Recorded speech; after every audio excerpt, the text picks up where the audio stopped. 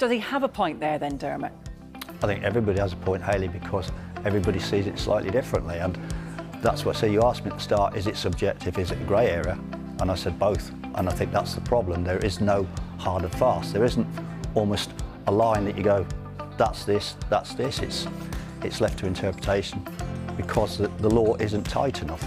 Right, we were talking there about Sunderland's draw against Arsenal. We're going to be joined by an Arsenal fan shortly, but on Sunderland, Tim, did they show the rest of the Premier League how to play against Arsenal? Remember, it was only a draw, Sunderland didn't win, but the commentator kept on saying how they haven't seen Arsenal this kind of fearful of a team this season. They didn't go away anywhere, did they? You know, and when they attack with numbers. You saw the amount of bodies in the box. When they have a set piece, they wait till the action's finished.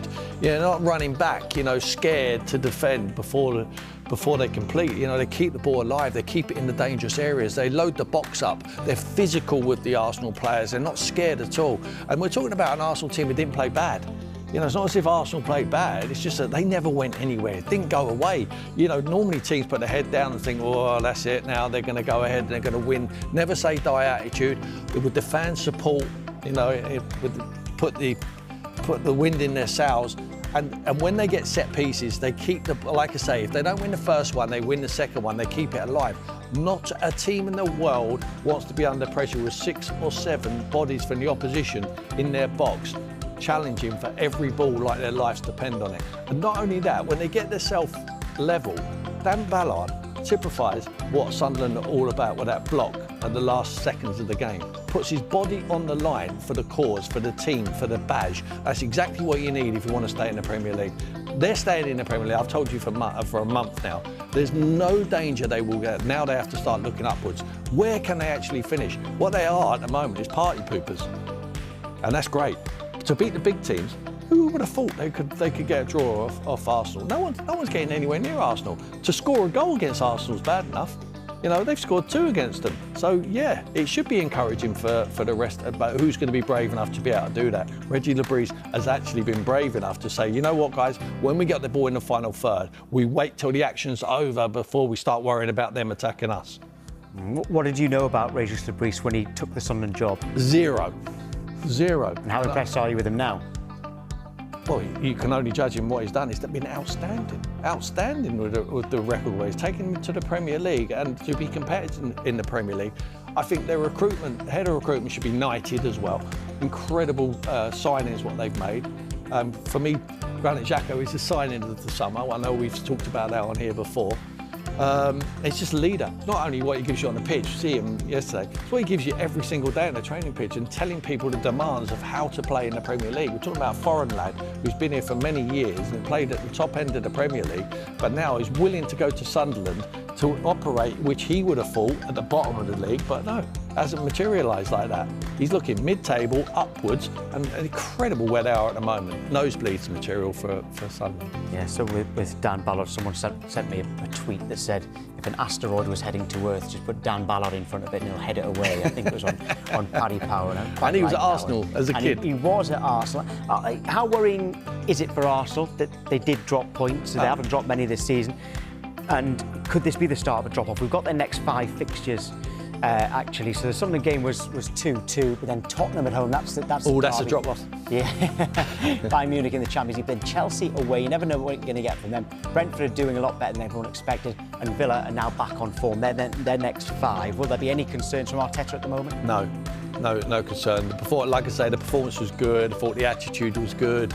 It's just a team, you have to give them credit sometimes. Hold your hands up and say, you know, they went for it and they got what they deserved, which was a point in the end. Just for sheer endeavour and quality along the way. But Arsenal won't panic. They won't panic. I think they're in a great position.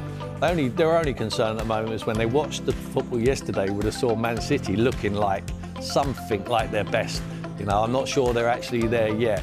But if Haaland keeps himself fit, Rodri comes back into the team, they will be looking in the wing mirrors, and it won't be for a red shirt, it will be for a light blue one, in my opinion. OK, well, let's bring in an Arsenal fan now and speak to Christian Ty. Good morning to you, Christian. Have you got any worries at all at this stage, having dropped points on Saturday? I wouldn't say worries, but I never thought it was going to be a walk in the park. Such a competitive league, so many teams that have so much quality, believe they can win it. You know, great managers, and you can never write them off. You know, a manager like Pep Guardiola is always going to have a plan. People calling City a one-man team. Well, I think we're seeing that they're definitely not that now. Jeremy Doku with a fantastic performance yesterday.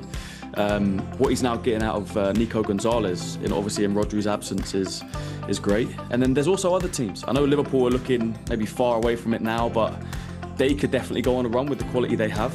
You know, they have experience as well of obviously winning the title. Are you saying it's still at least a 3-horse race and not 2? I don't know. I really don't know. I think it's still early. What have we played? 11 games? Like, anything can change. You know, just a few weeks ago, Liverpool were 5 points ahead. People were saying, you know, it's theirs to lose. Now they're 8 points behind, and everyone's saying they're out of it. So it can still change around. I just think as Arsenal, we just keep focusing on our job. I know we had a draw. People say it's a bad result. People say it's a point gained, a point lost. Either way you look at it, you just got to not lose the momentum. You know, it's a tough place to go. Anyone can go there this season and drop points. They got, you know, a good manager, good players. We know all about Granit Xhaka. I was very disappointed after the game because I thought we played well enough in the game, especially in the second half, to take all 3 points. And then a goal that you wouldn't, you know, associate with Arsenal conceding. You know, a ball into the box, not winning the first contact, and then David Raya rushing out. So I was disappointed, but you know, in hindsight, we've won 10 in a row, 8 clean sheets in a row. A draw away from home is not the end of the world. So yeah, they got to keep their heads up and keep going. And for the last 2 games, you actually haven't had a fit striker. Okay, you had a makeshift striker for the last 2 games, but you've still scored 5 goals. So when Arsenal have been praised for their squad depth throughout the season, that's an area where actually you've got no one, but you've still scored 5 goals in that time, and your makeshift striker's got 2 of them. Yeah, I mean, Mikel Merino, he's like the perfect backup to a backup to a backup. You know, we've got obviously Jesus, Havertz, and Gyökeres all out. And somehow this guy, you know, he's maybe a defensive midfielder, or I don't know what he is now. I think he was a defensive midfielder originally. I think Arteta turned him into a more attacking midfielder, obviously turned him into a striker. He's an attacking midfielder for Spain. But this guy can just come in and put numbers on the board. And yeah, he came in obviously in the Champions League, scored 2 goals. Came in last season, scored some big goals, Real Madrid. But we do have, you know, injury problems going forward. I think we've got 7 injured players. We've got Madueke, Jesus, Havertz, Gyökeres, Martinelli, Odegaard, or 6. I don't know if I'm missing one in there. But, you know, to still be top of the league, 26 points, 4 clear of City, and 8 ahead of Liverpool at this point, I think is still impressive. You know, if you'd offered me this before the season, you're going to be 4 clear after 11 games played going into that international break, I would have taken it. So Christian, it's not all doom and gloom. Christian, I always say it's really hard for a London team to win the Premier League because of the derbies. You've got 2 derbies coming up after the international break, Tottenham and Chelsea. If you win them 2 games, I think it gives you the confidence to really, really go ahead and you're off the bridle then, mate, and I think you're away.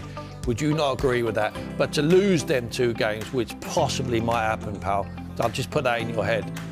That would be an absolute disaster, and that'd be more than dropping 6 points. Yeah, I agree, it would be a disaster. I don't think we'll lose both. I think we're good enough to win both. I think we should be definitely aiming to beat Spurs at home. No disrespect to them, but like I say, it's a game. Spurs are better away, you know that. 3 points. They're better away, but usually when they come to the Emirates, they struggle. So hopefully it's more of the same. Like I say, I think we're more than good enough to beat Spurs at home. Chelsea away will be tough, but again, I think you could take all 3 points. I think defensively they struggled this season. You know, Sunderland went to Stamford Bridge and won. They're very inconsistent. But then on the other hand, you could say Liverpool went there and Chelsea beat them. So it depends what Chelsea turn up. But I do think if Arsenal turn up, if we play at 90, 100%. There's not a team in the league we can't beat this season. It's just about being on it, you know, not conceding stupid goals like I think we did against Sunderland. You know, the first goal, long ball into the box, we don't get contact on it, let it bounce, bounces around Ballard with a great strike, and then the second one, a ball into the box, we don't get the first contact. Zubimendi, I think, misses out on the header, and then, you know, David Raya comes rushing out. 2 avoidable goals. So I think they'll be looking at that, and they won't. You know, it's not like we had a terrible performance where we fell apart. It was 2 moments where we conceded 2 goals. We're much better in that second half. Just don't let it affect you too much. So who's the competition now? City or Liverpool? Or someone else? At this moment in time, you'd have to say Manchester City, looking at the league table, and looking at their manager, looking at Haaland, Doku, Obviously, Rodri to come back into the team. Defensively, they look a bit better. I think O'Reilly's been a revelation at left back now in the England squads. Even Mateus Nunes, you know, not necessarily a player that I think a lot of people rated as a right back. He's looking like a top player now. So, and Donnarumma in goal, I think has been a massive plus to them. So you'd have to say Manchester City at this point in time, but I'm not writing anyone off. It's still very early. Right, Tim, so maybe Arsenal will be worrying about Manchester City. What do you think?